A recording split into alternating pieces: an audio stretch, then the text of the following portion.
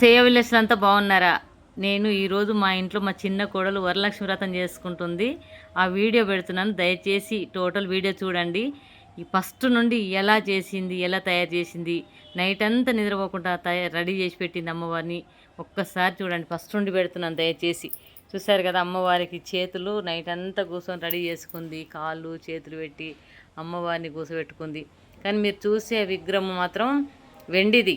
కానీ ఆ వెండిని అలా తయారు చేయించుకుంది. వాళ్ళ అమ్మ పులిగోర చేసింది అమ్మవారికి. ప్రతి ఒక్క వంటలు చేస్తుంది వాళ్ళ అమ్మ. నేను మాత్రం కొంచెం కూర్చొని పూలు గుచ్చడం అలాంటి పనులు చేస్తున్నాను. అంటే శ్రావణ శుక్రవారం అసలు ఫస్ట్నే చేసుకోవాలి కానీ ప్రాబ్లం వచ్చి చేసుకోలేకపోయింది. ఇదిగోండి లాకర్ తెచ్చుకున్నాడు మా అబ్బాయి ఇంట్లోకి. లాకర్ కూడా అమ్మవారికి పెట్టాను. ఇది మీకు తెలుసు కదా ఈ పూల గురించి. అసలు ఈ పారిజాతం పూలు అంటే అమ్మవారికి ఎంత ఇష్టమో మీ అందరూ తెలుసు. పారిజాతం పూలు మార్నింగ్ పోయి నా కొడుకు తెచ్చిండు అమ్మవారి కోసం. నేను అన్నీ రెడీ చేస్తున్నాను కూర్చొని. ఇక అమావాస్య కాబట్టి గుమ్మడికాయ కట్టుకొని బూడిద గుమ్మడికాయ ఇట్లా మనం కొట్టుకుంటే చాలా మంచిది అమావాస్య రోజని అన్నీ రెడీ చేస్తున్నాం. మంచికో పని అయితే చేస్తున్నాం మొత్తానికి. కానీ అమ్మవారు బాగుందా, రెడీ మంచిగా చేసిందా లేదా మా కోడలు అది చెప్పండి కామెంట్ రూపంలో.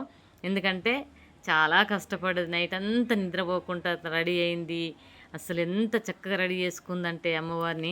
మేమన్నా ఇంకా 2 గంటలు పడుకున్నాం కానీ తనైతే అస్సలు పడుకోకుండా అన్నీ రెడీ చేసుకుంది నైట్ అంతా. మంచి చక్కగా రెడీ అయిపోయింది. అయ్యగారు వచ్చే టైం అయింది కదా, అమ్మవారిని పూలమాలతో అలంకరిస్తుంది. చూశారు కదా మా చిన్న కోడలండి. మేము అంటే మా చిన్న కోడలు వాళ్ళ కింద ఉంటారు, మేము పైన ఫ్లోర్లో ఉంటాము. పెద్ద కోడలతో ఉంటాం మేము. మా పెద్ద కోడలి పోయిన 2వ వారమే చేసాం కానీ ఇక చిన్న అమ్మాయి కొంచెం ప్రాబ్లం వల్ల చేయలేకపోయింది. ఇప్పుడు చేస్తుంది.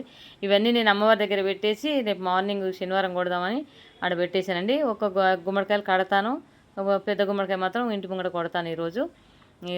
మీకు తెలుసుగా పారిజాతం పూలు అంటే అలా ఎంత స్మెల్ వస్తాయి తెలుసు కదా.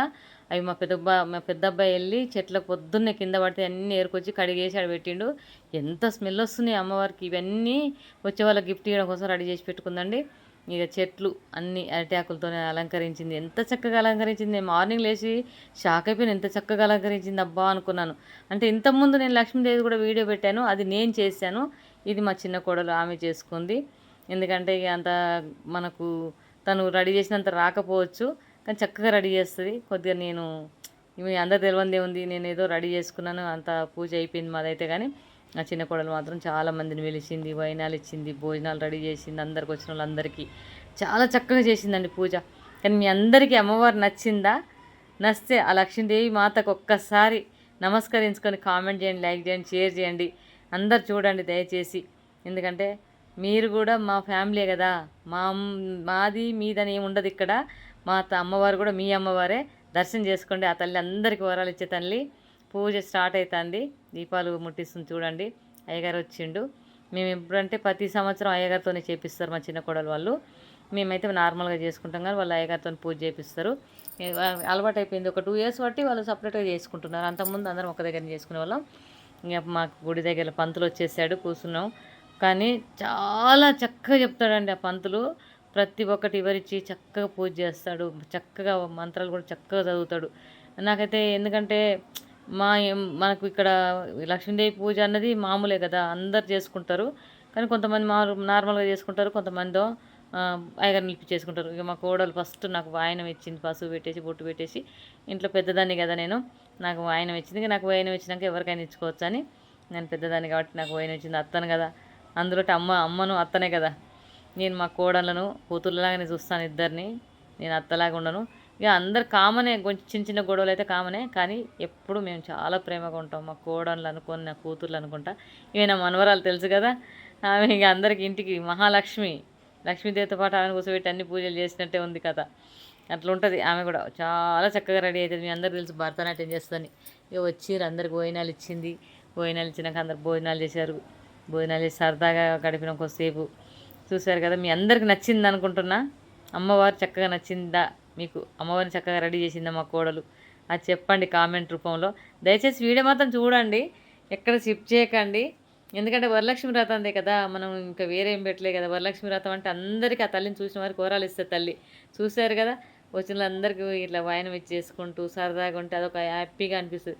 వరలక్ష్మి వ్రతం వచ్చిందంటే అసలు చెప్పలేమండి, ఇంట్లో ఒక కళలాగా వస్తుంది. ఎందుకో తెలియదు కానీ మాకైతే 2 సార్లు కదా, మేము కింద ఒకసారి చేస్తాం, పైన ఒకసారి చేస్తాం కాబట్టి చాలా హ్యాపీగా అనిపిస్తుంది.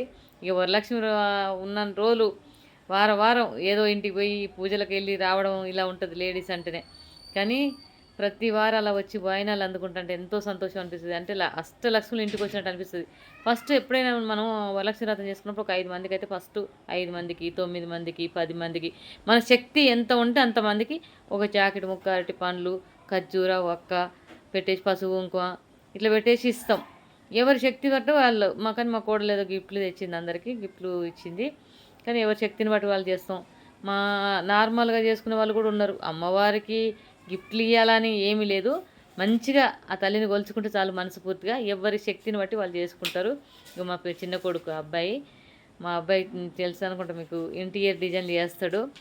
చాలా బిజినెస్ సొంతంగా ఉంది. ఇక పూజ అయిపోయింది. అమ్మవారి మీద పసుపు వేశారు కదా, పసుపు కట్టాలని పసుపు తాళి కడుతున్నాడు. ప్రతి సంవత్సరం మేము రూపు తెస్తాం, ఈసారి మాత్రం రూపు తెచ్చుకోలేదు. పసుపు కట్టాలని ఆలోచనతో పసుపు కట్టించుకుంటారు. మా ఇద్దరు కోడళ్ళు అలాగే చేసుకున్నారు. ఈసారి రూపులు తెచ్చుకోకుండా పసుపు కట్టించుకున్నారు. ఇక చాలా సరదాగా ఉంటుంది. చూసినావుగా కాలు మొక్కించుకుంటున్నాడు, చూసావా? ఇక అసలు లేవనియాడు కాళ్ళ కంచెలి. అది సరదాగా హ్యాపీగా ఉంటారు వాళ్ళిద్దరు. ఇప్పుడు 100 ఏళ్ళు చల్లగా ఉండాలి.